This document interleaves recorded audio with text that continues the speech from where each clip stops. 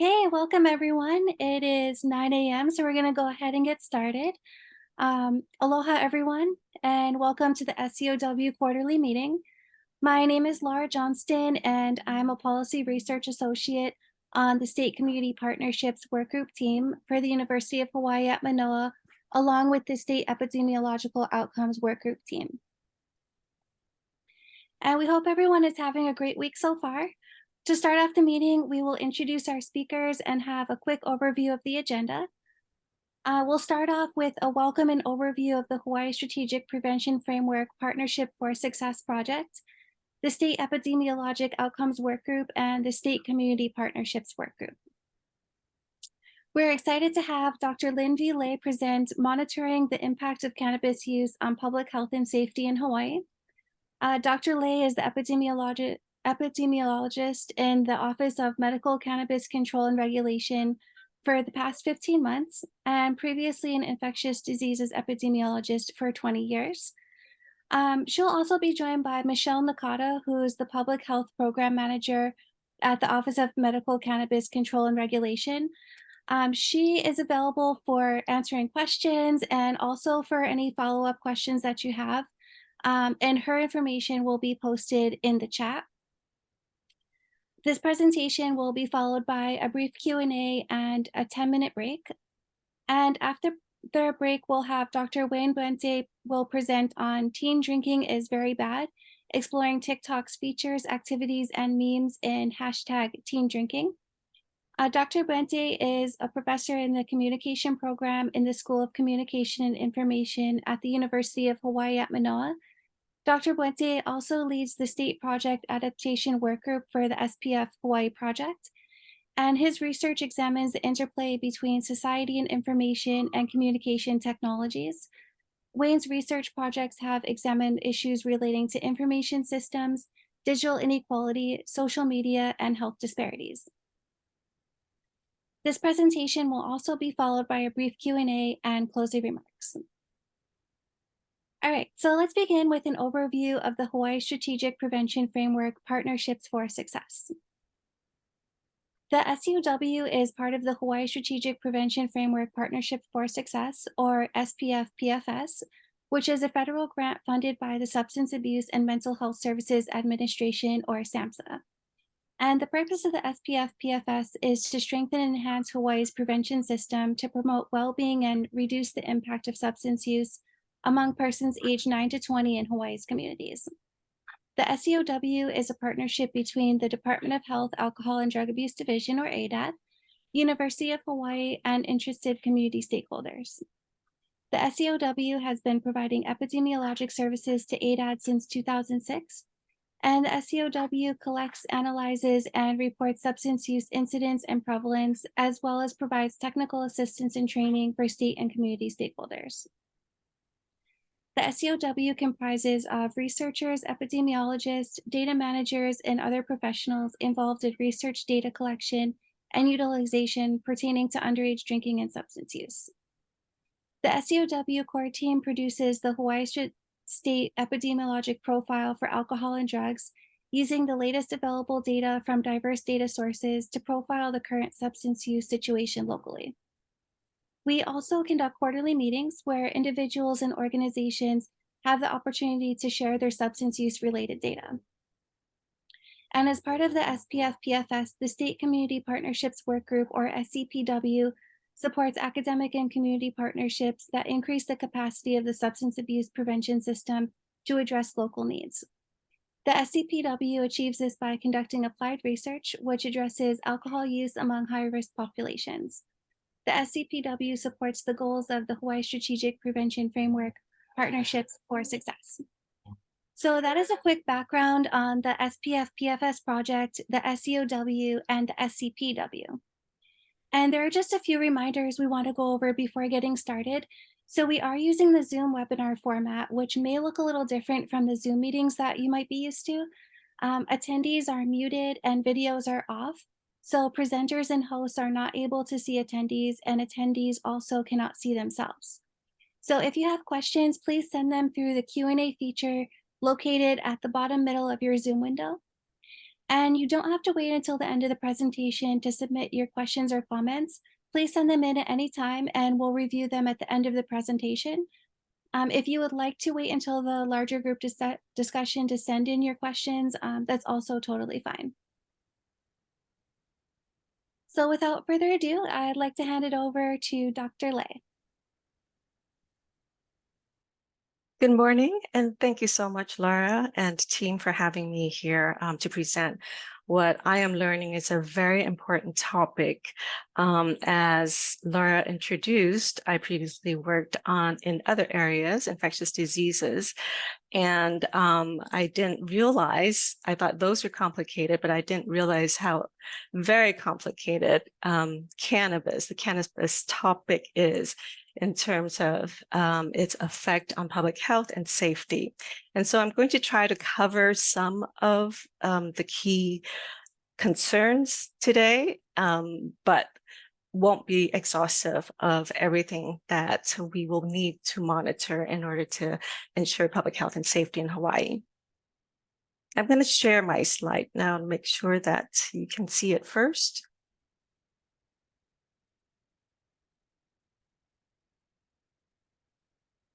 Can everybody see my slides?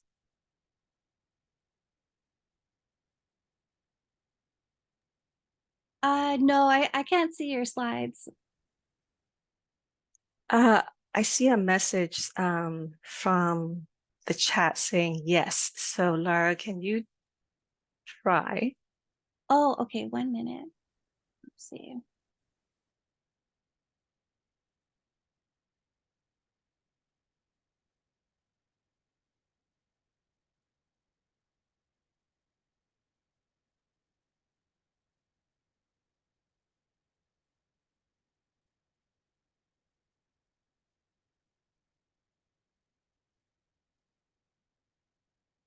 Okay, trying again.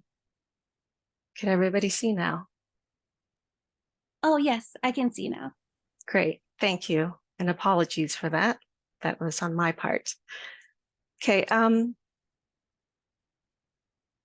so just a quick overview on what you'll be hearing today. I want to first cover, before I talk about the public health and safety concerns, I want to introduce everyone to the cannabis and the endocannabinoid system, just so that you're aware of how cannabinoids can work in the body and how it may affect and both be helpful and also cause harm.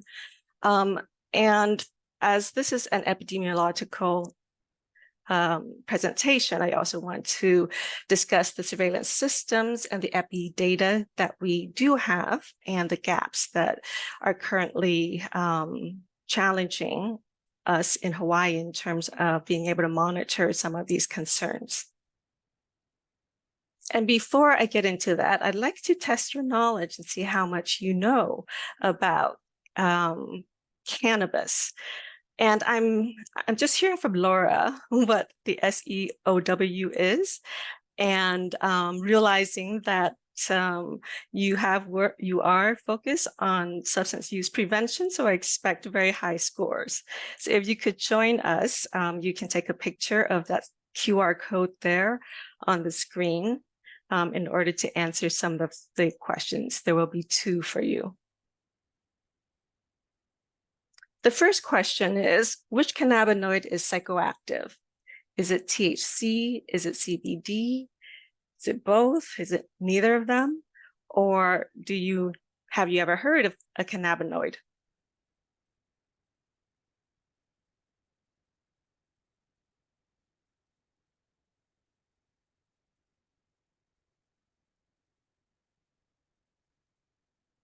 I see that 19 people have responded, so I'll give you a few more seconds to get on and respond.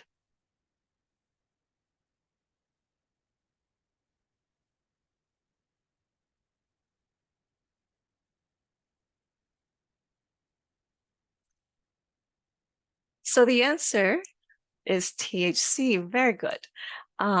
Many people are understanding that. We do have 25% who are saying that they're both. am happy to know that everybody knows what a cannabinoid is, so I can skip through many of my first introductory slides. This might be a little harder. Which cannabinoid has therapeutic benefits that may offer symptom relief for pain? Is it THC, CBD, both, neither? And no one will check. I still don't know what a cannabinoid is.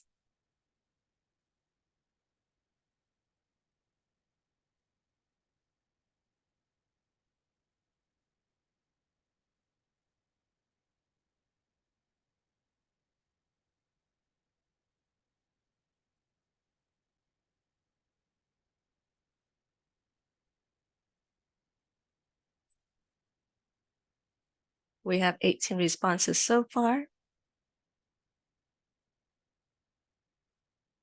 I'll go ahead and show the results now. Yay. Half of us know that it's both. And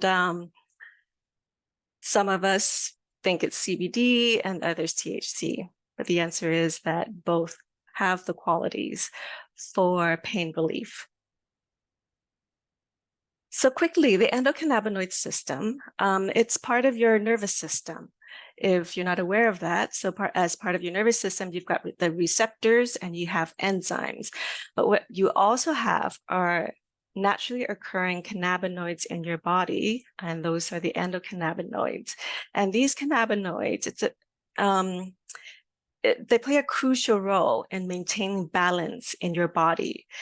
It's a complex physiological system, and it regulates many functions. And you can see the entire list here with pain, mood and stress, appetite, sleep, memory, and a whole host of functions.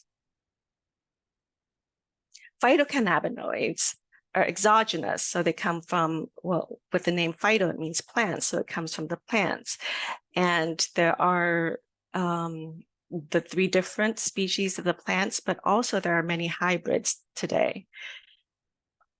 The plant, not sure if everybody is aware, but the phytocannabinoids are concentrated in the trichomes of the female plant's flower, or the unfertilized female plant's flower.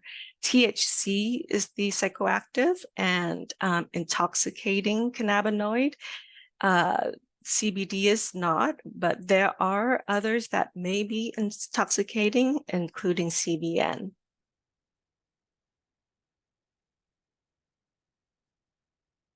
There are a lot of medicinal qualities of cannabis. So with your having seen that the endocannabinoid balances the body, or is very important in the body's homeostasis, it can be used for pain management to address neurological disorders. Particularly CBD has been shown is used to treat epilepsy and reduces seizures. That it has qualities to help with mental health, improving. It has antidepressant properties and can improve the mental health. It has anti-inflammatory effects. It can stimulate appetite and control nausea.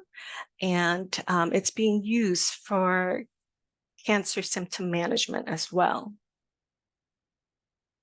So with that, Hawaii allows for medical cannabis, as I think everybody is aware.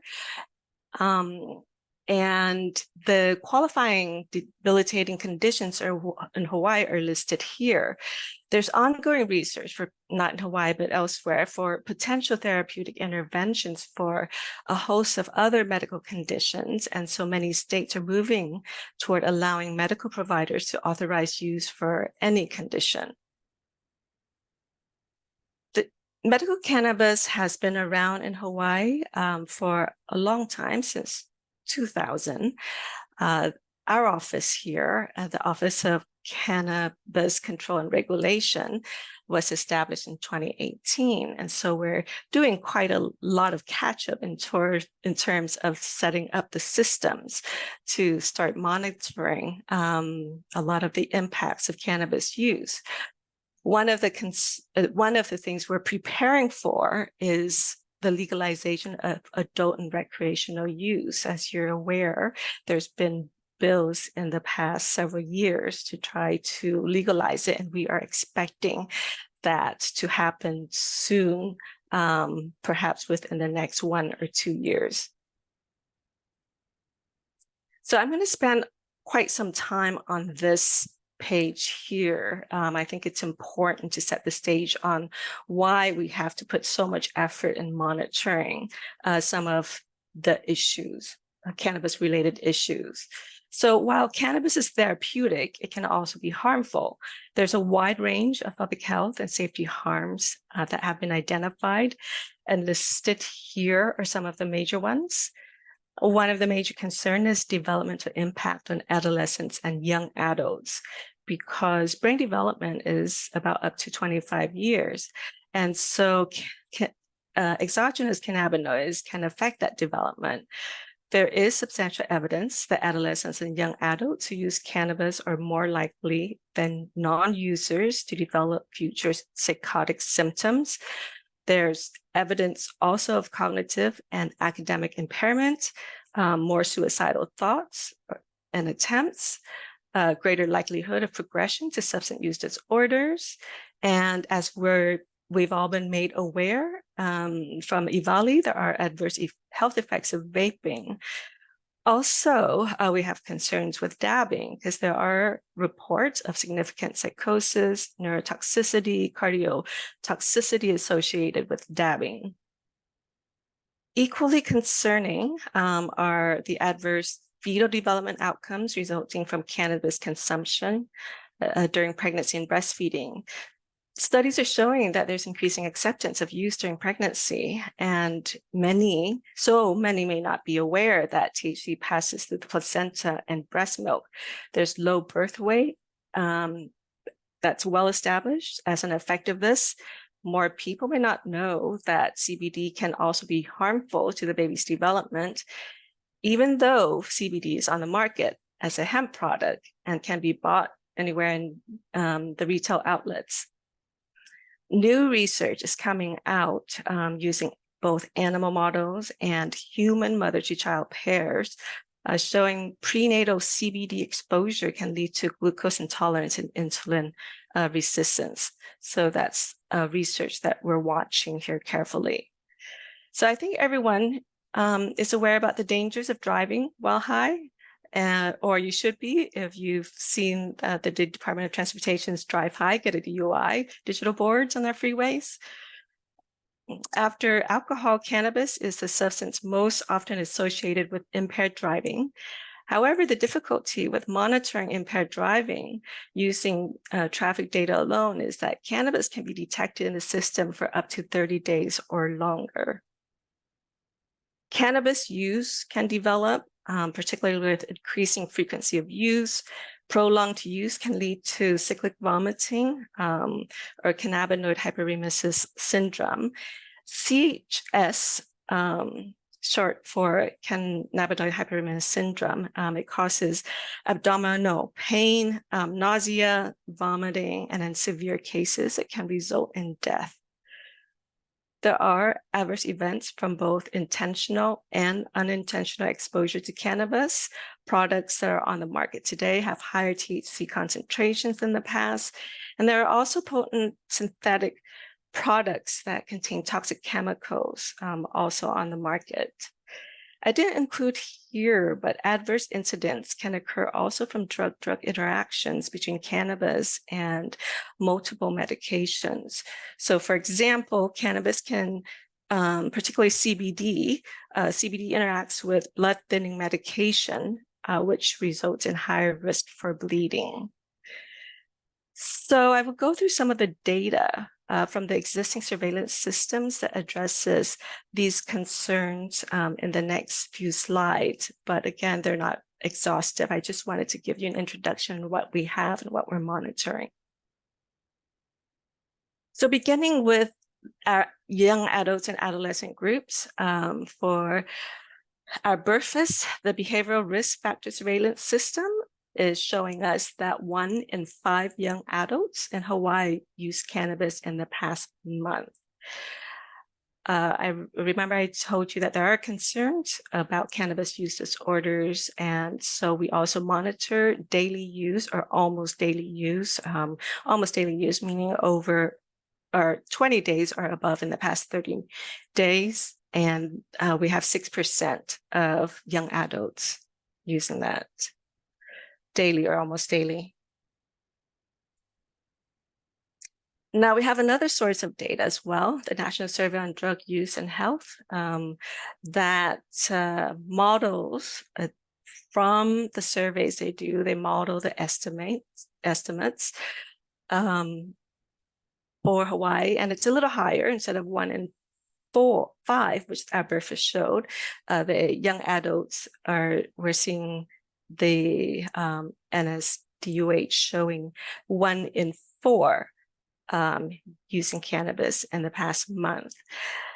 Hawaii is actually among one of the lower states, 1 of 5 or 1 of 6 in terms of cannabis use in all ages. And it's equivalent to other states where the adult use or recreational use is not yet legal. And you can see there, if you look up on the top, where these are the top highest states of use, we can see that we may have increased use in young adults with the legalization, and the rest of the population with the legalization of adult use. And so that is a concern for us to monitor.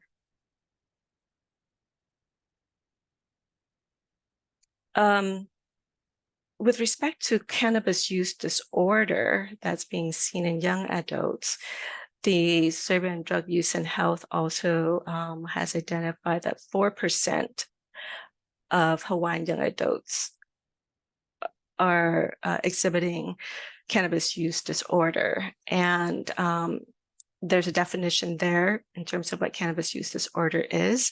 It uses the Diagnostic and Statistical Manual of Mental Disorders and applies 11 of the criteria there. We are also trying to monitor this among our patients, and we'll be establishing that, and I'll talk about that later.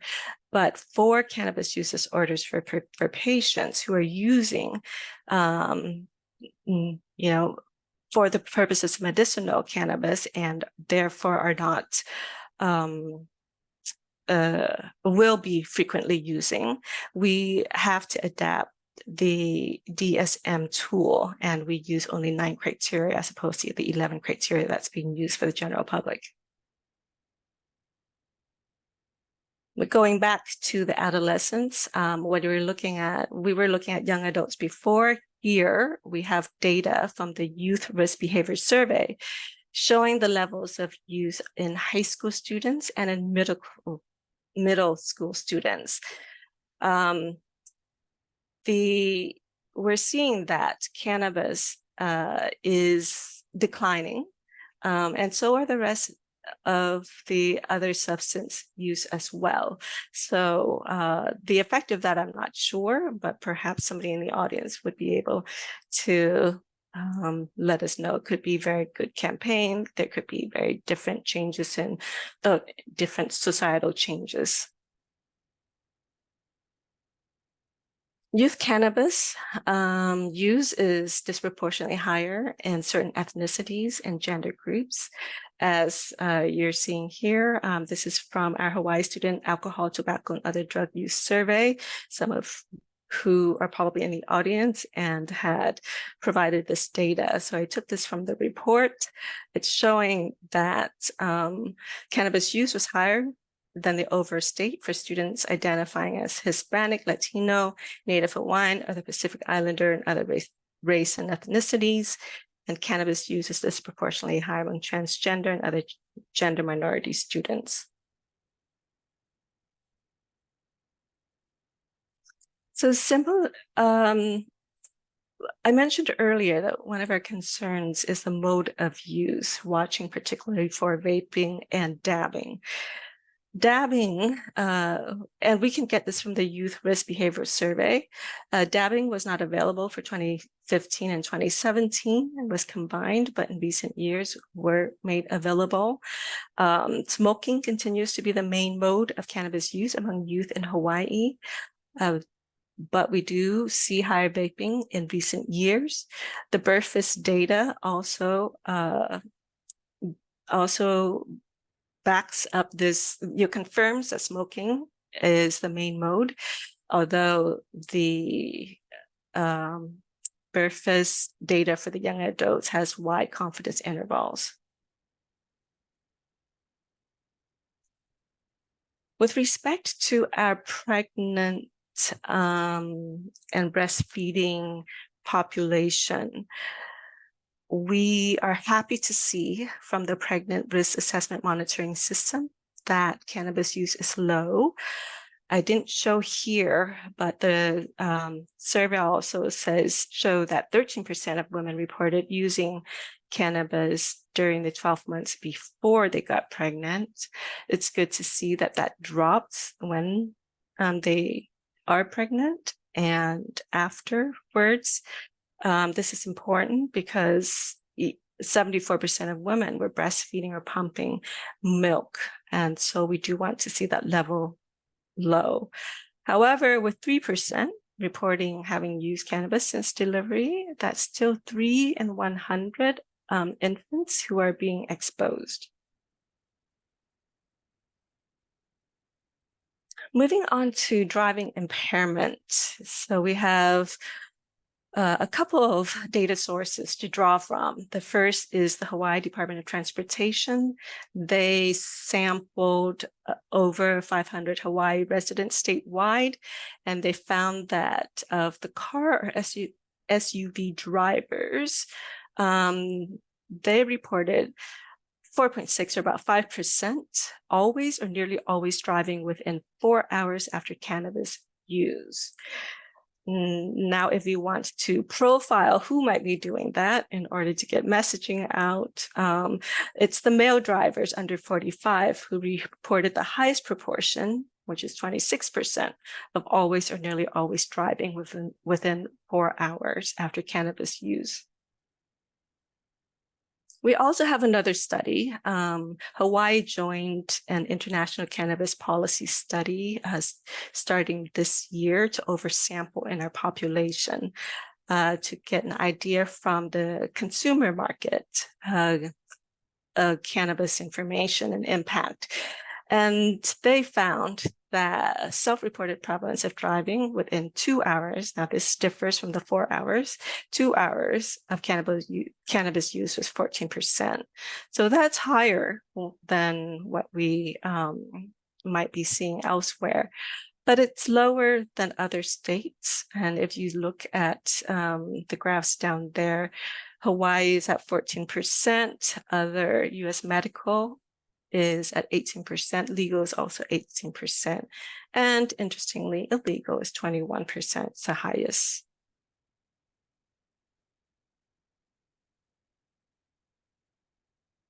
So moving on to cannabis abuse use dependency, the Laulima Data Alliance is an important source of information for us for that.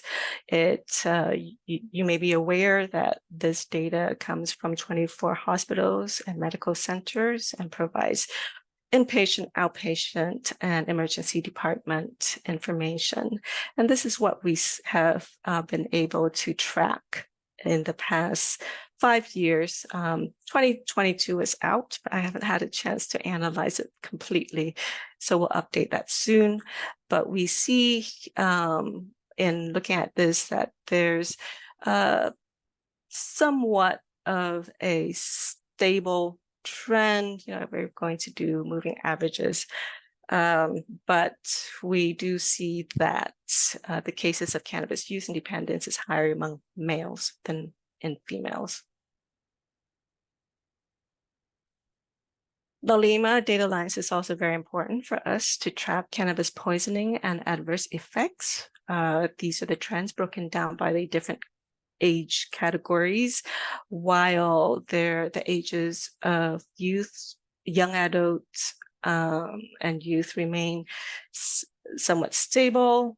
There is increase in children less than 5 years old and adults 65 and older. I don't have presented here, but we have seen also cases from the Poison Center calls showing increase among children less than 5 years old. It's a lot, the increases is a lot higher than what we're seeing from in terms of Poison Center calls than what we're seeing in the hospital and ED billing. And it's over doubling in the past 5 years, although the numbers are still low at about 53 calls for children under 5. And we're also finding from that most of these are because children are being exposed to edibles. So that's unintentional, accidental exposure because they're eating products that they aren't aware that is not safe to eat being young. So this is why Hawaii has very strict plain packaging regulations from medicinal cannabis to ensure that cannabis does not attract children. It's important that there be strict regulations also as the state legalizes adult or recreational use. Colleagues from Colorado and Oregon kindly shared with their slides for us to demonstrate how adverse events can rise rapidly right around legalization of adult use. They level out at some time, and we also see decreasing issues also, like in Oregon, but even with the decrease, it still remains high. But what doesn't decrease are poison center calls in both Oregon and Colorado, and they attributed this to increased pediatric exposures.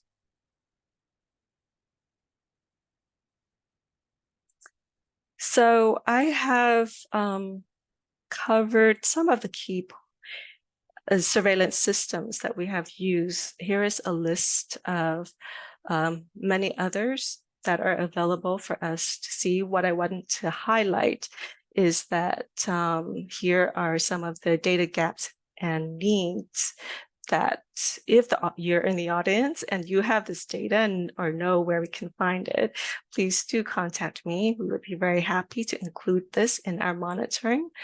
We are interested in academic disciplinary data to see, to monitor and triangulate what we're seeing from population-based surveys about adolescent and young adult use. We are adding driving questions into the purpose to help us monitor population-based, because it could be that some of this data that we currently have or could be biased. So with respect to the abuse, dependence, and use disorders, and also adverse incidents, it's difficult for us right now to get population based data and adjusted age data. And that's due to several reasons. Obviously that LOLIMA data comes from not all sites, all hospitals and clinical or clinics. And there is limited and no data that we have on CHS.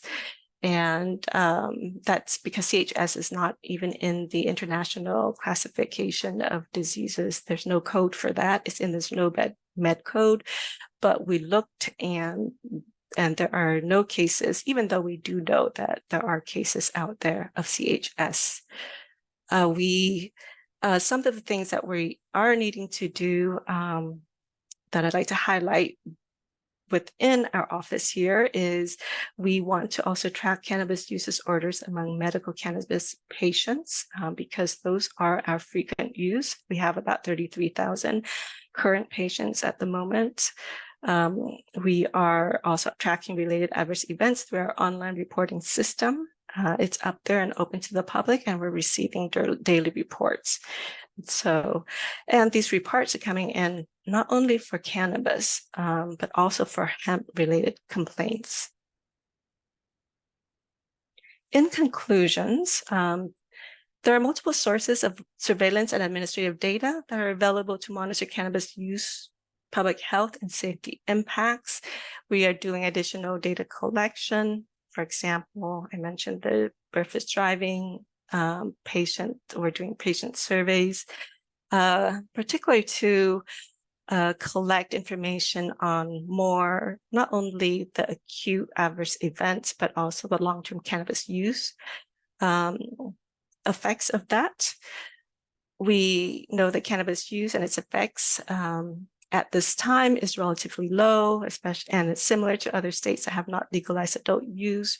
But we are concerned about adult use legalization, particularly with increased adverse events, youth use, and pediatric exposures. That concludes my presentation, and happy to take questions and answer some of your questions. And my chief, Michelle Nakata, I believe is also online to help answer other questions. She's got lots and lots of experience, much more than I do on this. Thank you.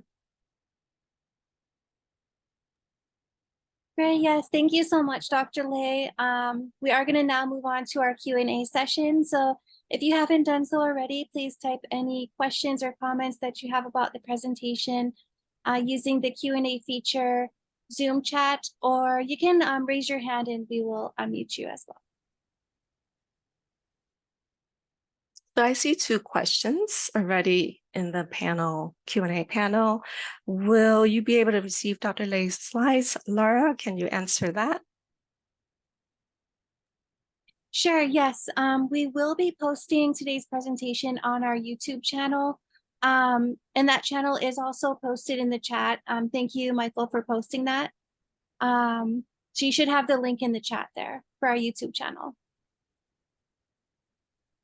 Thank you. There's another question about public access to the data resources. Yes, most of the data that I have presented are accessible.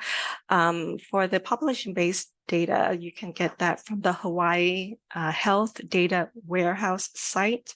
A lot of all the cannabis related questions on those surveys are presented there. If you want additional data to analyze, you can apply for getting the raw data set for the indicators you're interested in. You can also contact me, and I can also provide you some more of that, because we do have access to the raw data and are analyzing further those data as well. There are the other sources are that are national and federal. It's also online. The one that you may not be able to access easily is the Laulima Data Alliance data, and that requires data agreement sharing, but that can be requested from your organizations.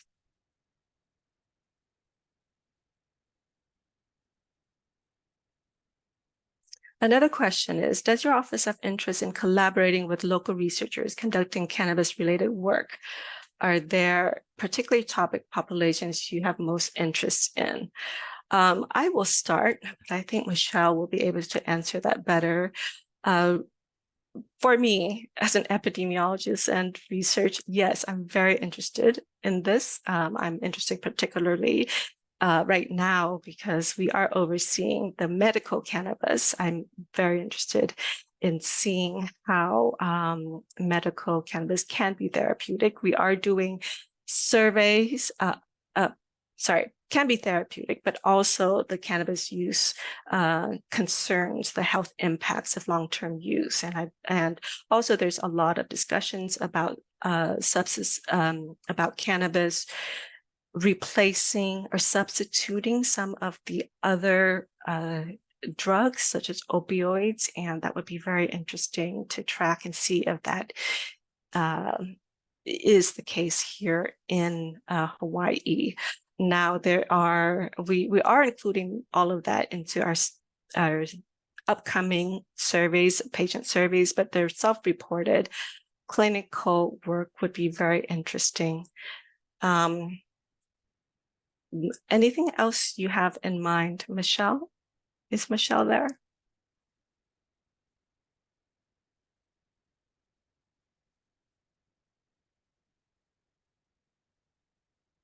Okay, I can answer the next question.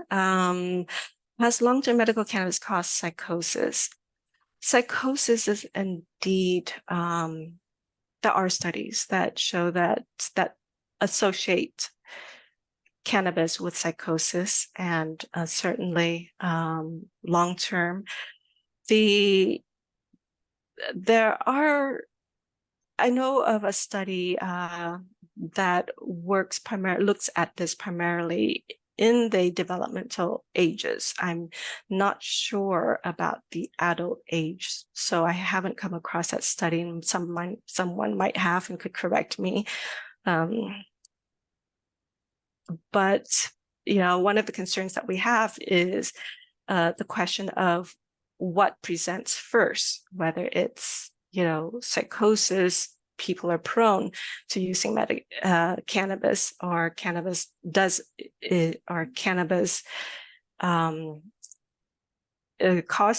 leads to the psychosis. And I think that a cohort study was able to make that temporal conclusion that cannabis leads to psychosis. Now, medical cannabis, yes, would apply too, because it is the same cannabinoids that are being used. I think, though, it would most likely depend on the person, because the endocannabinoid system is so complex and so particular to the individual. So it depends on where you are at and what stasis you are at in terms of your chemical balance and what it can lead to. There's so much more research that has to be done in this, so I would not say conclusively yet. And you're aware that with cannabis being federally illegal, that research has been difficult, but we will definitely be watching for all of this that you're interested in. We are also as well. Another comment is, or cause individuals to have break in reality, causing them to think they have fatal diseases, or thinking that family members are trying to kill them. This sounds very much like schizophrenia or paranoia, and again, that is an effect that may be caused by cannabis. So I see no other questions. Oh, actually, we do have Wendy that has her hand raised. So Wendy, you can go ahead when you're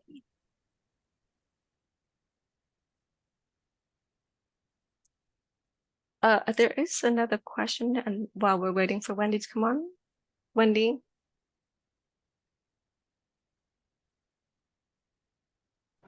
Hi, how are you? Good, thank you.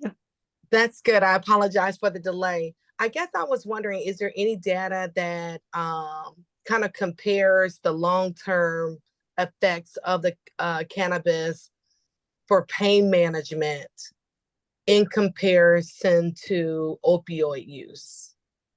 I guess psychological and physical data. There are studies out there that are published on this, and it's still a growing area of research and of interest. There are ecological studies looking at trends with opioid use and across the US and cannabis, and it's showing that no, they haven't seen a trend of reduction in opioid use with cannabis use. However, there are state research in medical cannabis patients who are showing that there is a reduction in reliance on opioid use as people move to cannabis use for pain management. So research, we definitely need more research on that because there are both. Right now, we do err on the side of being cautious. So we do want to make sure that those who are needing their medications for opioid use are still using that, and rather than just completely not in favor of using cannabis. But we still have to monitor that and look at that more carefully.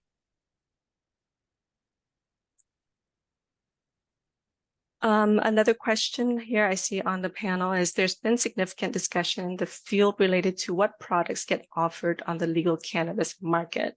The US tends to do a poor job compared to Canada in limiting certain types of products, high potency products particularly. Is your office considering any specific limitations on products or to non-Hawaii residents if Hawaii moves to a legal recreational system? I'm not the person to be answering this, and it should be coming from Michelle, my chief. Hi, I don't know if you guys can hear me. We can. Okay, great. So yeah, we, the health department is actually not directly involved in proposed legislation for the adult use. However, through the Cannabis Regulators Association, which is an association of nonprofits, is a nonprofit association of state regulators. The type of products and the potency, in other words, THC caps on products that are offered in the recreational market are typically lower levels of THC than is offered in the medical use market. And there are a number of ways that states have tried to address concerns related to potency that's available for non-medical use. Some states actually tax their products based on the THC level, and other states basically just cap the amount. For example, most states, the cap is 10 milligrams per serving of THC. However, we've been in discussion with a few states like Massachusetts, and Massachusetts actually sets their adult use market THC limit at 5 milligrams per serving. And in addition to that, there is total serving size limits, which for the most part, most states for their adult use markets, it's set at 100 milligrams per package. So in other words, a maximum of either 10 or 20 servings, depending on what your individual THC serving size limit is. I don't know if that answers the question. And other than that, I did want to circle back a little bit to the question that Christina had posed. Hi, Christina. It's good to see you here. I hope your survey that, I know we had collaborated or discussed with you a bit about the survey that you were planning to do for your organization. We would be interested in collaborating on research. I think the constraint for the program right now is really just that we still have very limited resources. We're super excited to have been able to bring Lynn on, but really she just started, barely a year ago, and we really need additional resources. We don't really have anybody that can do a lot of the pulling of data and manipulation, and then even once the analysis is done, there's a great need for putting that information into resource material for public education. So there's a lot of work that needs to be done. one of the opportunities for researchers, should they be interested, would be to partner actually with our licensed dispensaries. There was a recent change to state law to allow for the licensed dispensaries to purchase products from each other. And one of the reasons for that was, number one, to maintain a supply, adequate supply for patients in case, you know, a, a licensee had something like a fire in their production center, which would have impacted the amount of product that they might have available for a patient. But it's also, we do have some of the licensees that are interested in doing medical or scientific research projects. I know one of our Big Island dispensaries, the licensee for that facility, for that company is a former researcher, I think, with University of Southern California, I believe, and is very much interested in conducting scientific research. So thank you.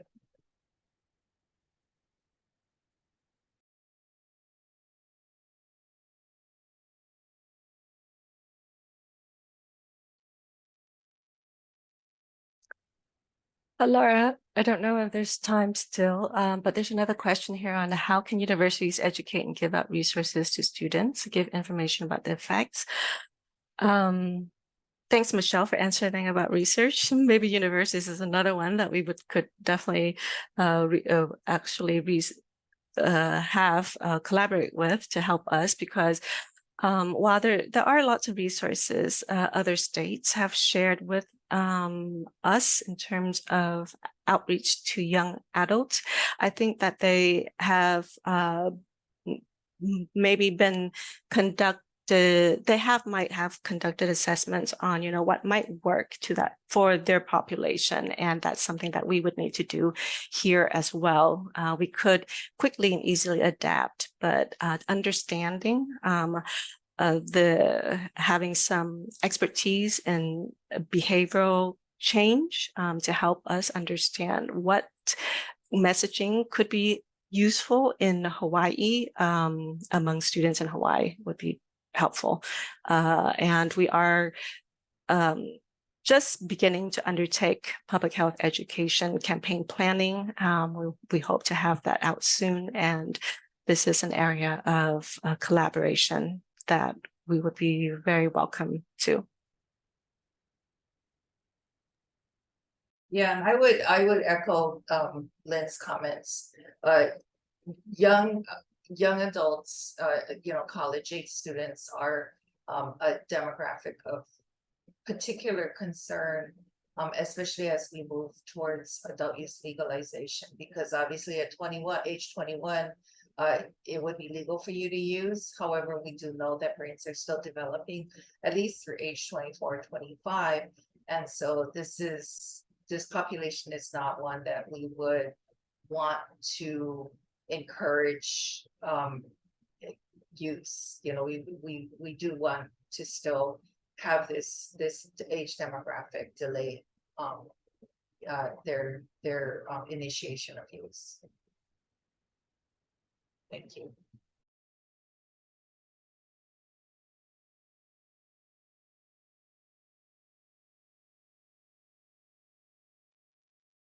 Great. Thank you so much to Dr. Lay and to Michelle for jumping into the discussion as well. If there's no more questions, we're going to move on to our 10-minute break to give us time to transition to the second half of the meeting. So feel free to stretch, relax, get some water. We'll see everyone back here at 10:03. Thank you.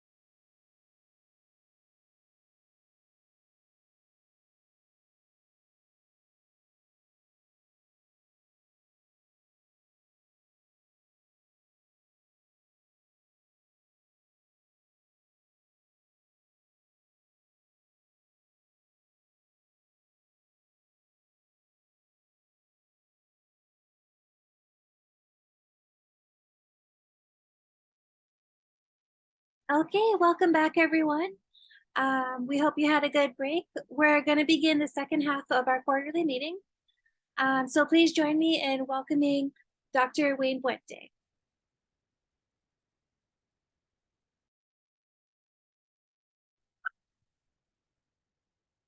Hello, thank you, Laura, for the opportunity to present here.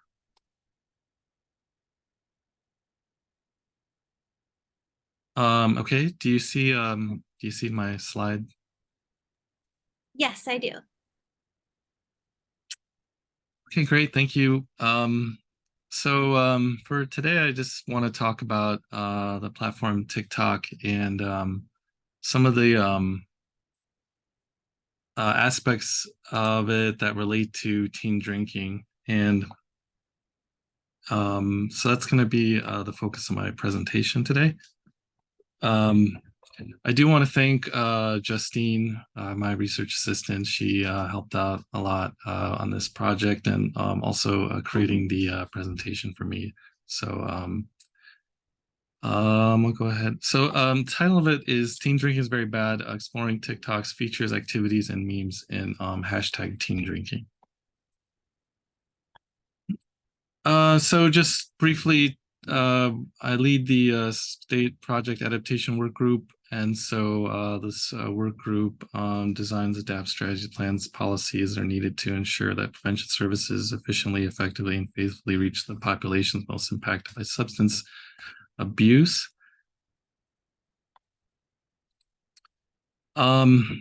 Just talking with prevention providers, working with the work group and SPF Hawaii. One thing that often comes up is the fact that social media is where a lot of teens and adolescents are seeing problematic aspects of substance use, alcohol. And so this is one of the things that I looked at. And so there is awareness of social media as an opportunity for prevention, just based on the 2019-2020 ATOD survey done in Hawaii, where we have 58% of people saying they've heard something about dangers and awareness of alcohol. In terms of, and this comes from the HPUD Community Coalition, when they did their community survey, this point got brought up again, the fact that many of the respondents in their survey of community members felt like social media was influencing youth with their decision to drink alcohol in the purple bar here. So it's there's definitely interest, and then that's kind of what sparked my own interest to see particularly the platform TikTok on what could be going on, and why is this platform a problematic one with regards to adolescent alcohol use. So for the presentation today, I'll talk about TikTok as a social media platform and some of the features and affordances and some of the practices that go on there. I'll talk a little bit about, it is a relatively new platform for social media research, but there has been, I'd say, one major study done on alcohol use on TikTok. So I'll talk about that study as well. And then I'll get into the details of the study that our work group has been working on and some of the preliminary findings we have from that work. So I don't know if you're familiar with TikTok or how many in the audience are familiar with it, but it is a platform that was launched in China. So through Douyin. So, compared to our other social media platforms that we typically recognize that come out of Silicon Valley, TikTok is one that emerged, in China, basically from the previous short form video platform called Douyin. it's widely available in many countries. Demographic, mainly women and young people are active on the platform. And then its focus is on short form video content around I don't know, 6 seconds to 3 minutes. Usually is typically the video length. A lot of the user base came out of a previous platform called Musically. So when ByteDance bought Musically, they kind of brought those users on to TikTok, which was their kind of sister version of the short form video platform Douyin in China. These are some things I'm going to talk about in this kind of just the platform itself, and so these are the idea that a lot of imitation replication goes on the platform, and through that it kind of forms collective publics, or what we could refer to as imitation publics. So I'll get into that.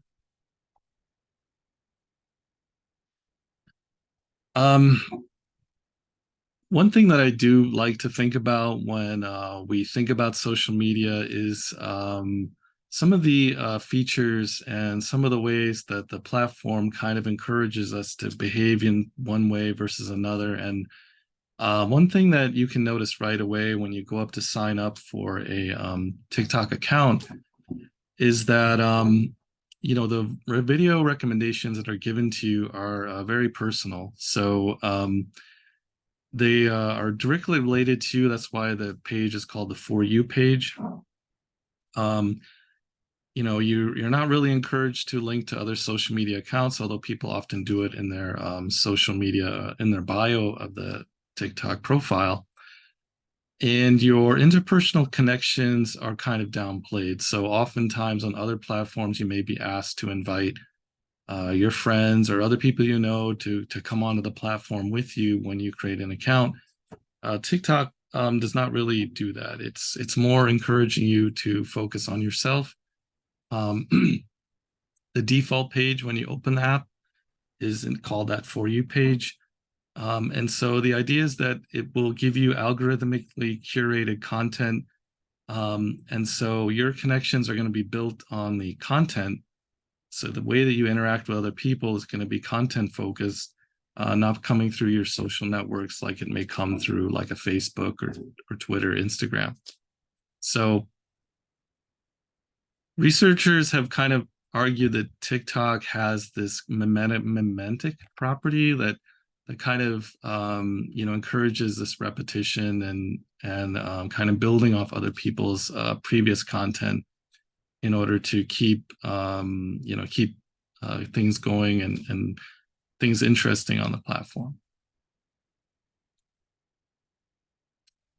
So continuing with, kind of looking at the interface again and how the interface kind of shapes what you do on the platform itself. There's the icons and features of just when you're in the platform or on, it is a primarily mobile device platform, although you can use it on the web. The functions are limited, so it really is kind of a platform that you use through your phone and your mobile phone. So you have the ability to share. So right, if you look on the right on this screenshot here, you can see you've got 4 icons right there that will encourage you to share the TikTok that you're viewing. And so that is one way to kind of encourage this idea of mimetic transmission. Another is the use the sound feature. So on the video, you can see that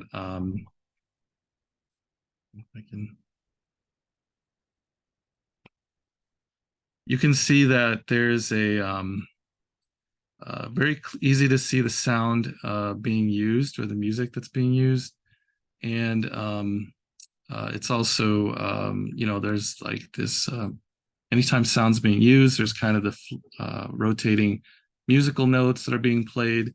So encouragement to use the sound is very strong to kind of encourage this, again, kind of repeating something that's already been successful, so you can try to do your own kind of take on it by, you know, adapting that sound.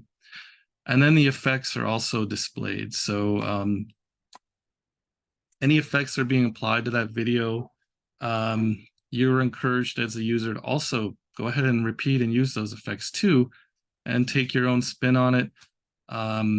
If you want to go further, the library of TikTok and the way they describe their effects, they actually don't provide a lot of information, because they want you to play around with the effects and explore on your own and see what they do.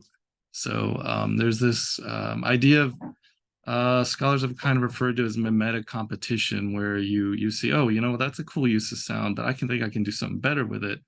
And so I'm going to take that and I'm going to spin off on that and do my own, you know, thing. So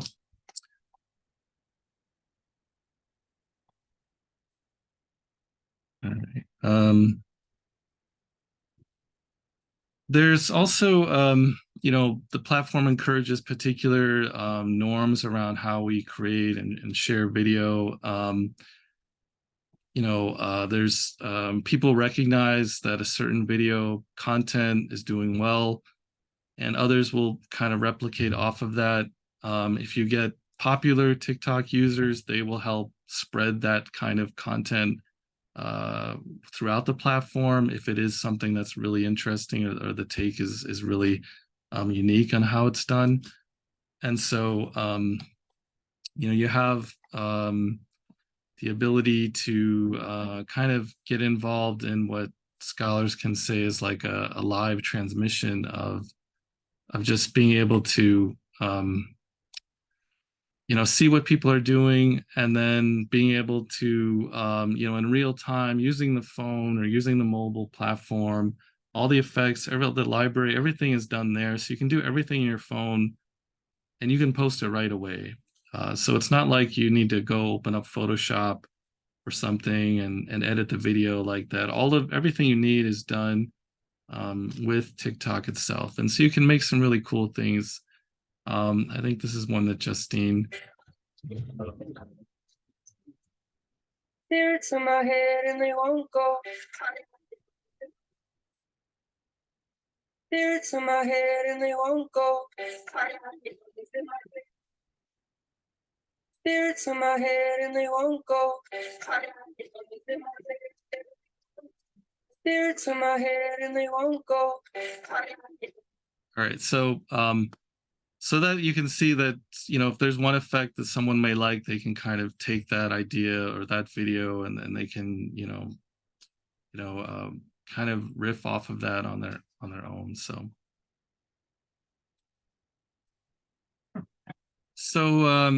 from all of these things, we could argue that TikTok functions as kind of an imitation public, where we have people that can engage specifically in video imitation. They can take particular effects and use it in that video, in their own videos. So that in that way we operate. We can think about TikTok as kind of an imitation public. There's just the idea of just a general mimetic engagement. So people that kind of come around a certain issue or topic, and that can kind of build people to build a community off of that. So particularly like the lesbian and gay community has built kind of their version or kind of their community on TikTok, using particular features that they have kind of grown. And so through those features and content, people can kind of find each other and you know, create what scholars have argued is like an imitation public, where you know, people are taking the popular trends and they are imitating off of those into you know, things that they have, that they're interested in. Another thing that I think it's important when we talk about TikTok is that it isn't so much built on persona-based fame, which is like scholars have kind of referred to like an Instagram or Facebook, where you could get famous if you get other famous or influencers to like your content, and through their follower networks, it'll move up that way. But the viral nature of TikTok, it is more based on the post and the content in the post itself. So it isn't somewhat, like I said earlier, it's not really based on your network and your social network like other platforms. It's really the content that really can push and make that go viral for you. So a lot of people are trying to, use content, make unique content on TikTok to and have that post go viral, so they can, really get fame on the platform. So much different understanding of how things go viral on TikTok compared to other social media platforms. And then, if you are concerned about, continuing to have visibility on the platform, you need to continue to kind of see what is trending, what posts are trending, what content is trending, what effects are trending, what sounds are trending. So you can kind of stay up on that and keep, using your own creativity to stay in that trend and moment. And like I said, kind of an imitation public where people are copying the trends that are successful, and they're all doing their own, kind of spin off those trends. So, so again, the focus is really the content, and the content is how we connect with people on the platform. And it's different than on other social media platforms.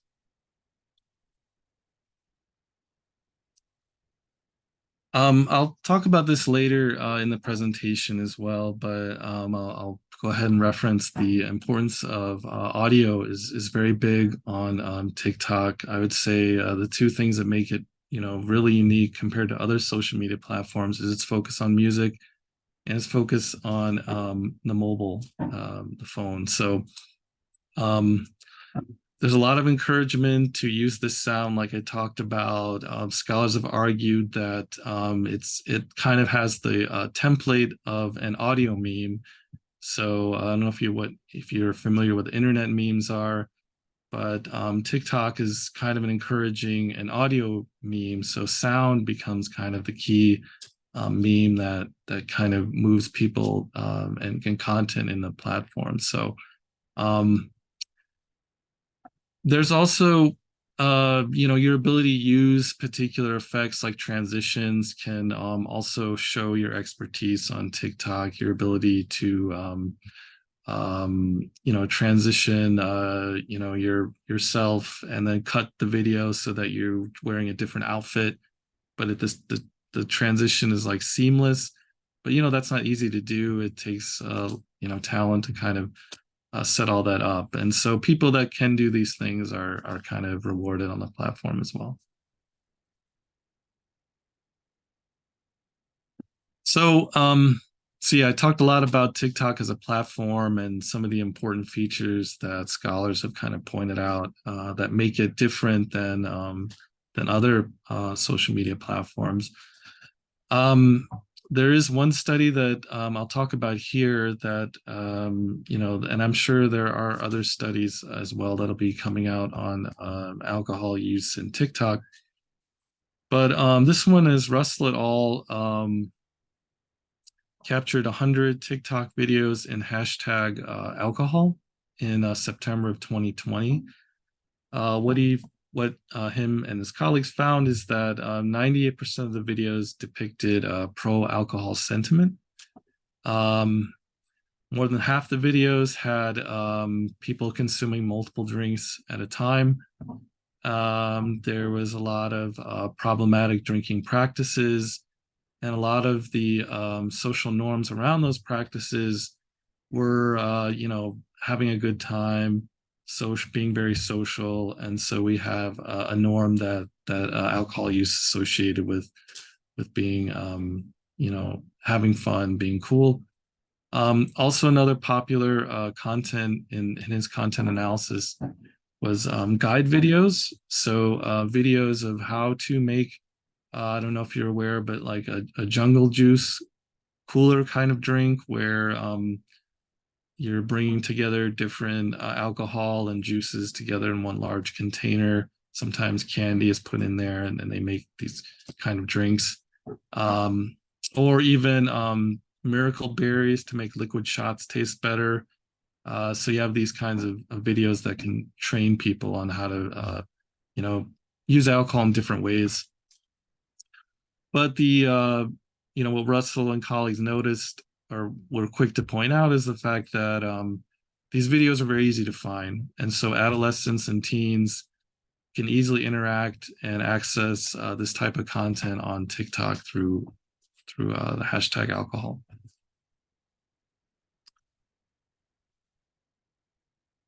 Okay, so I'll talk about the study that we're working on. Justine and I and others, in the SPF Hawaii and some other scholars I've worked with.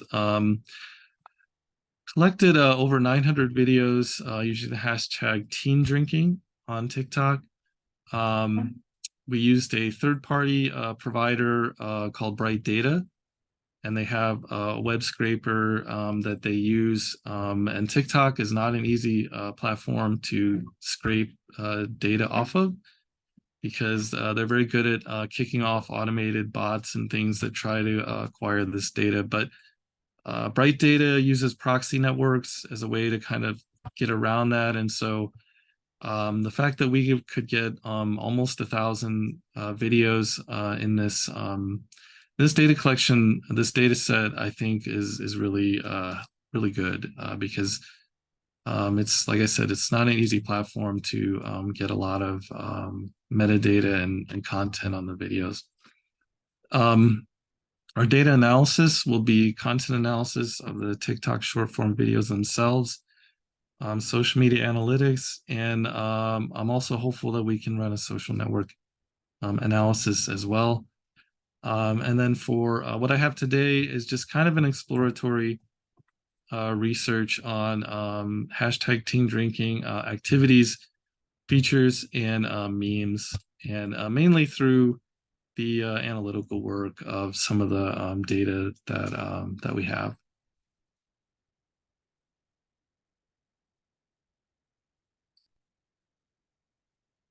So the codebook is over 20 categories that we've identified to examine in the content of the videos themselves. There is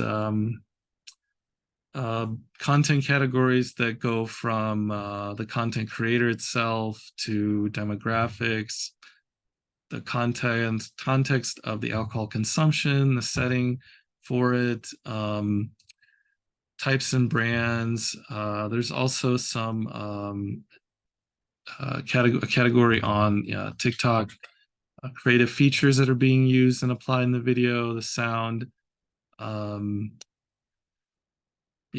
number of people consuming alcohol, behaviors, consequences, and also protective behavioral strategies. So right now we're still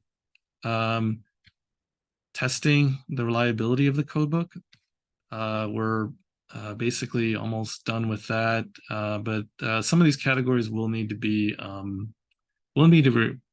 revised because we noticed that some of them are a little unclear. But that's our goal, is to revise the codebook and then go ahead and do a content analysis of the videos themselves, just like the Russell et al. Study did.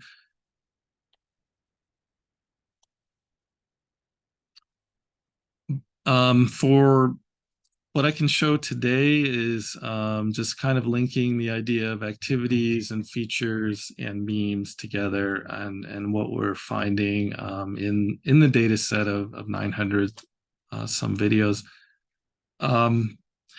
If you can see the time frame of the videos collected, it was from about 2018 to 2021, but most of the videos were captured in 2020 during the pandemic. So a lot of teens were online, a lot of folks were online during this time, and so I feel like it's a good time frame to analyze what was going on this platform, particularly in this hashtag of teen drinking. There are a couple notable engagement that happened during this time. This is you know, as you can see right here, we've got clear spikes of engagement in January of 2020 and January of 21, where videos really took off, a couple content on the platform. And engagement here refers to shares, likes, comments, and I think there might be another one that's part of engagement, but it's basically you know, adding up all of these ways that people interact with the video, and you know, can encourage others to share it and interact with it. In April of 2020, you can see this is when the most videos got posted, and the most engaged video during that time was this one by here. And then I actually have the video which I can show. This is the September 2020 at the height of the activity on the platform. Okay, so if you are not old enough to buy alcohol, get someone's ID. It doesn't have to look like you at all. Due to the quarantine, you have to wear a mask, right? That's right. I mean, how can you know if it's me or not? I can't see my face, and I can't take my mask off because I could be sick, right? 21 or older? Yeah, there you go. Yep, all right. And there you have it. So you can see that, you know, for that video, we have someone, you know, being able to use a fake ID and acquire alcohol, and then taking advantage of a pandemic, you know, safety features that were going on, wearing a mask, and yet still being able to buy. So, you know, that could be an explanation for why that month, you know, people, a lot of perhaps underage users on the platform, realizing that this was a good time to take advantage of safety protocols and you know, learn how you can acquire alcohol underage. I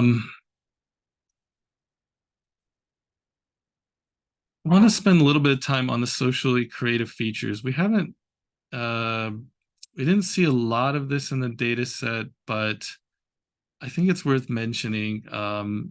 Scholars have noticed that there's particular features on TikTok that do encourage communities to form around it, or take content and, you know, like I said, kind of repeat it, but adding your own spin on it. And so the duet is one of these that allows you to post, you know, take someone's video that they've already put up, and then you can do kind of response video right next to it. And so you have a side-by-side play of the video. And so I think, let's see if I can.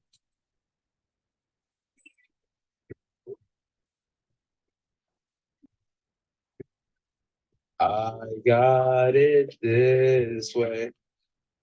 So this is an example of a duet used in the hashtag teen drinking. But I'm not sure we're seeing a lot of it though in the data set we have, but there's one example of it. We're certainly going to look through it in the content analysis. Another way that you know, users are encouraged to kind of you know, build community, so to speak, is to reply, you know, using a video reply to someone that has left you a comment in your video. And so this is an example. I mean, it's in Spanish, but it is, you can see that it's a reply to someone who had questions about their initial video. And so Shotgun. Body shot. Tienes que decir quién te cae mal, y si no lo quieres decir, tienes que tomar 2 shots. Llama a tu crush. Chili Willy, yo no estoy de acuerdo, pero se trata de aspirar alcohol por la nariz. Este es un beso al más lindo. Tienes que decir a quién le haces de la habitación. Instagram takeover. Tus amigos cogen tu Instagram y pueden hacer lo que ellos quieran. okay, so so that one, I think that looked like it was a drinking game that she had, and then she was explaining some of the categories on her drinking game board. But I think the Probably the most, another, like I said earlier, the sound is a big meme creator on TikTok. And so the data set that we have, that is the one that's really stands out, is the use of sound. And this is the sound that clearly stood out and people are repeating and using and imitating off of in this data set. It's something that this is, so it is, the creator is Mr. Poorbucks. It's a song by Tipsy in 2004. I can play the song itself if you want to hear the actual song, but oops.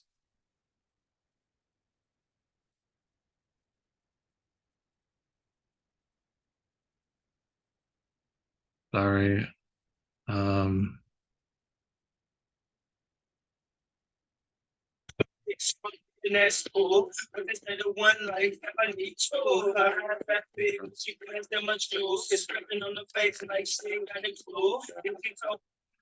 Okay. Actually, it's the beginning of the song that I wanted to play, but that's kind of in the middle of the song. But anyway, the beginning of the song has this, and I can play the creator here. Let me.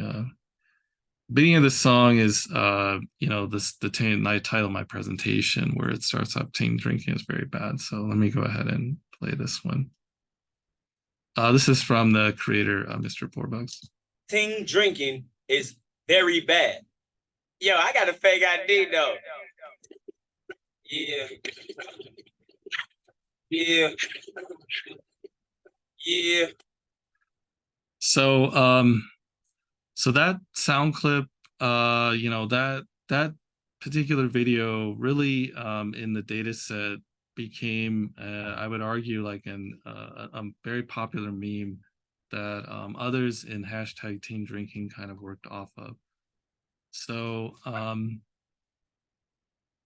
if you were, this is just a visualization I did. The shape of these circles represents the engagement of the video. And so the engagement that there were 335 videos that use this sound, and their engagement was over 3 million.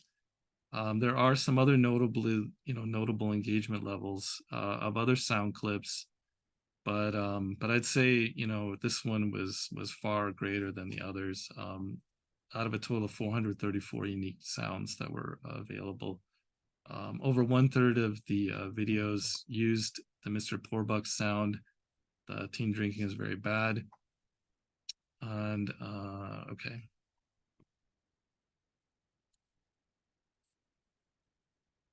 So yeah, this is kind of what I was talking about earlier, but the use of sound, you have the on the bottom right, the icon, using the sound. So the interface itself encourages you to use sound. And also when you go to create a video, right at the top, this is on the figure on the right, you're told to add sound. So the platform definitely encourages you to use sound and make these audio types of memes.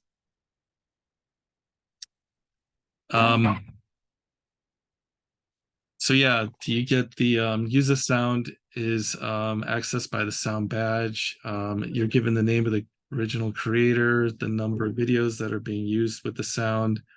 So yeah, when you click on the sound, you can get the sound profile page, and that will show you the most popular videos that use the sound.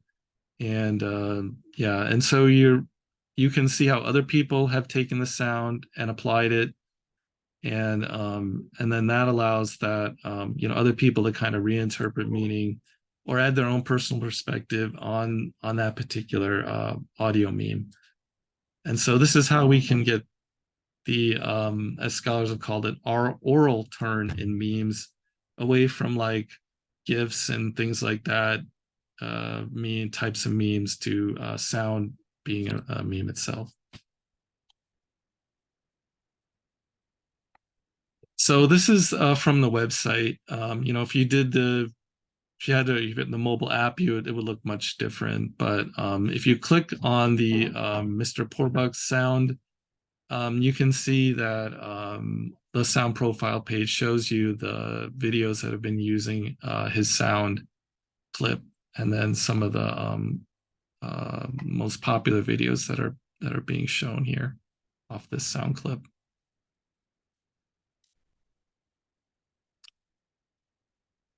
So if you want to, you know, kind of demonstrate how impactful the audio clip is, I put together this visualization. It's kind of breaking down, you know, play count on the left here, and then engagement on the bottom. And so play count is how many people play the video. It doesn't mean they're engaging with it. It just means it's kind of reach or impressions.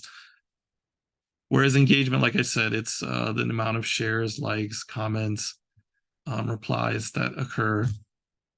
And if we were to think about now for this, I limited it to 10,000 engagements, so only videos that are greater than 10,000 and have a play count greater than 200,000. But if we kind of break this down into quadrants of like videos that get a lot of play count, and a lot of engagement, we can see that Mr. Porbuck's that sound clip is among the top videos that get a lot of plays and got a lot of engagement. And so this kind of demonstrates my point that in this particular teen drinking hashtag, you know, we have a particular sound clip that really resonates with people, the users, and they kind of build off of that. And so I have some clips. These are the clips that are here, and so I can share them. This is, I think, one of the I think this video is the most engaged video. This is not using the sound clip though, but I believe this TikTok is the most engaged in my data set. You want a beer? He's 4. I don't know. What am I supposed to do with it? Okay, and so some of the ones that use the sound, these are the ones that are using the Mr. Porbuck sound. Teen drinking is very bad. Yo, I got a fake ID though. Yeah. Yeah. Yeah. Okay, so that's a Jungle Juice guide there. They're you know, showing how to make a jungle juice thing. This is also, again, one of the high play count, high engaged videos. It's very bad. Yo, I got a fake ID though. Yeah. Yeah. Yeah. Okay. So I think those are the videos that I had. Yeah. All right. So yeah, I mean, that's my point, is that you know, understanding hashtag teen drinking and kind of this move toward sound as a way to encourage people to create content in this hashtag and on TikTok, and then find other audiences. So when you think about implications, you know, TikTok is a unique social media platform compared to others. Those social creative features encourage participation and repetition of you know, kind of trends that are happening. Use this sound feature could encourage favorable social norms among adolescents. Alcohol use, particularly around an oral meme such as the one I have with Mr. Porbuck's clip. And so I believe more research should be done to understand how TikTok's features and its mimetic angle can you know, encourage creative practices that are going to have an impact on substance use, particularly among teens and adolescents, because they are highly active on the platform. So, okay, thank you so much. And yeah, that's my presentation. Thank you so much, Dr. Bente. We're now going to move on to questions. So if you haven't already, please type any questions or comments that you have into the Q&A feature, Zoom chat, or you can raise your hand as well.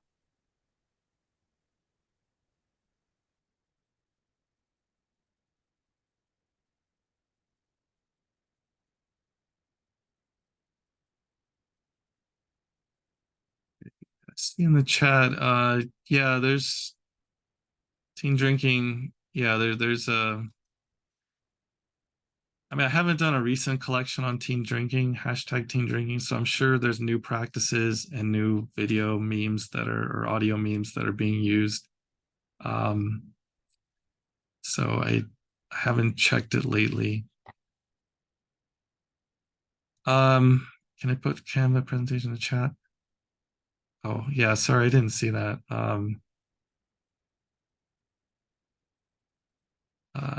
Yeah, I think I can do that.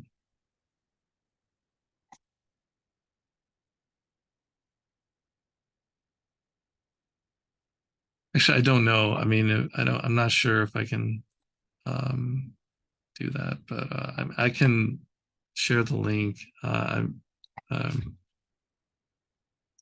not as familiar with Canva as a presentation platform, so.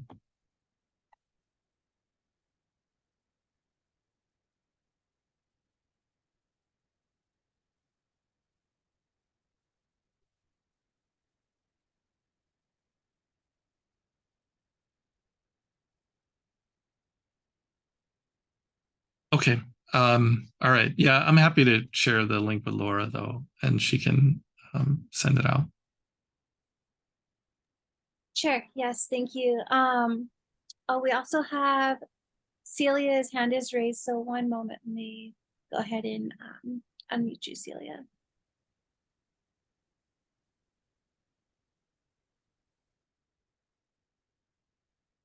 Oh no, Wayne, hi, it's C. I think there's a way for you if you go into your projects, so your main homepage, and go to projects, there is a way to download the presentation and select PDF.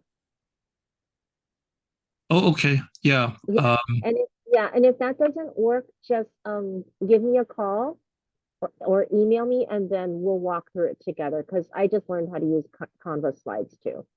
Okay. Oh, thanks. Thanks. See, Justine made the presentation, so I think it's all under her. Well, it is under the SPA account. I just don't really know, but yeah, she can certainly. I'm sure. I can. Yeah. If she's younger than me, she can probably figure it out. But if there's any problems, give me a call, reach out to me, and we'll get through it together. Okay. Yeah, definitely. Thank you. Thank you.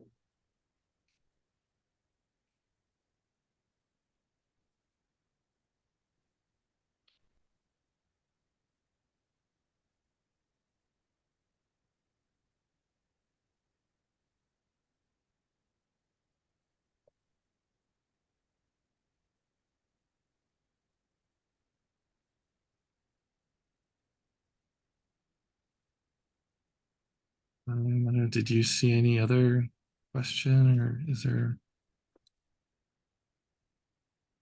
Oh. Yeah, we do have one more in the Q&A. Oh, I see it. Okay, thanks. Does hashtag teen drinking also include college students as well in that demographic?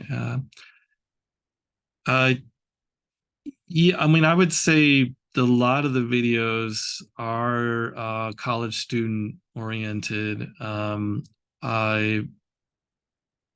mean, I think they're depicting practices that happen mostly with college students. So, but we haven't done the content analysis yet. So I'm sure there are videos that depict adolescents drinking. But the videos that I've kind of just, when I've run through some that I looked at, they seem to show more college student drinking practices. And that's how I think, I think what could be going on is that, but still, I mean, it's still practices that they're seeing by college students that are easily found in this, particularly when they use this hashtag teen drinking.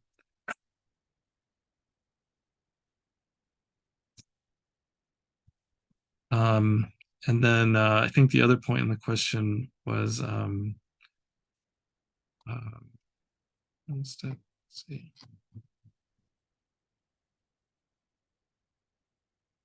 Yeah, responsibility. I think they should take more responsibility as a platform, TikTok, to especially given the amount of teens that use the platform daily. I don't know if you're aware of some of, like, the Wall Street Journal did a report on some of the rabbit holes that teens can get into on TikTok. Because it's the For You page, it's content oriented.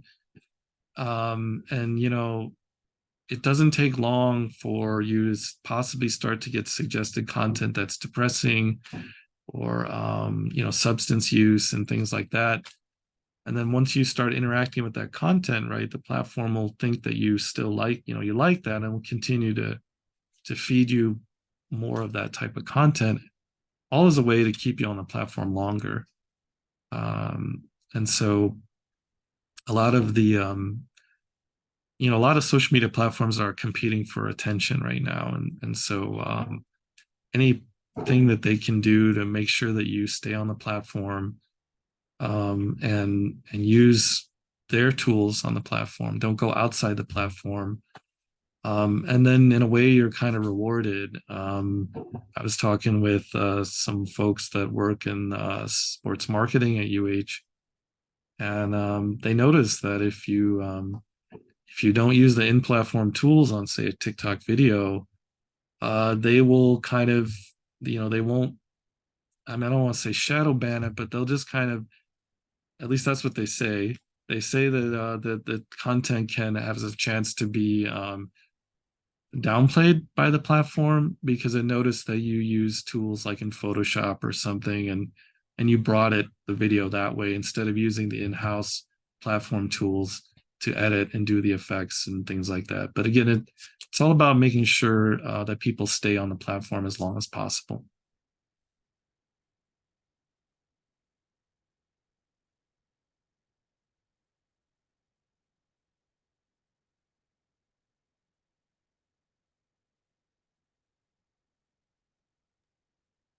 Great, yeah, thank you. I'm just gonna wait another minute, see if there's any other questions that people want to send in.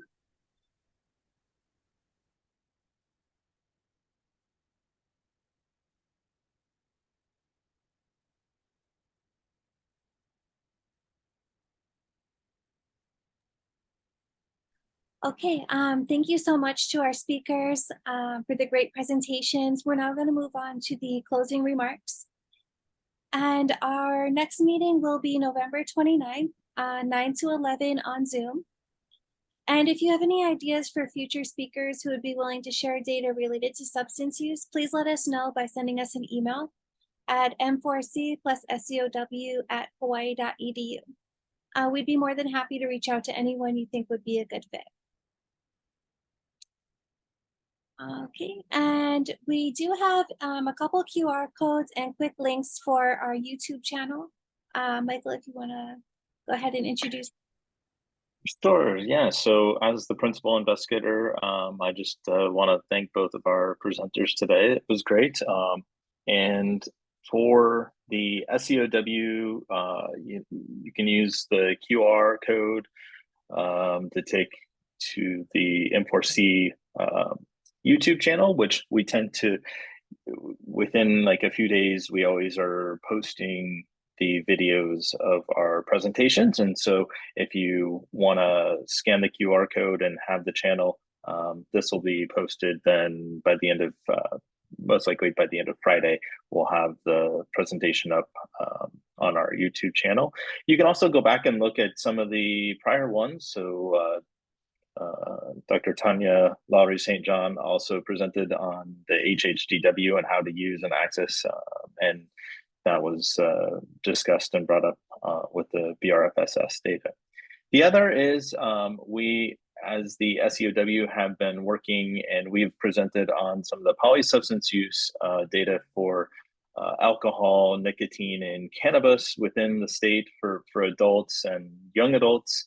And so you can find some of those presentations on our YouTube channel.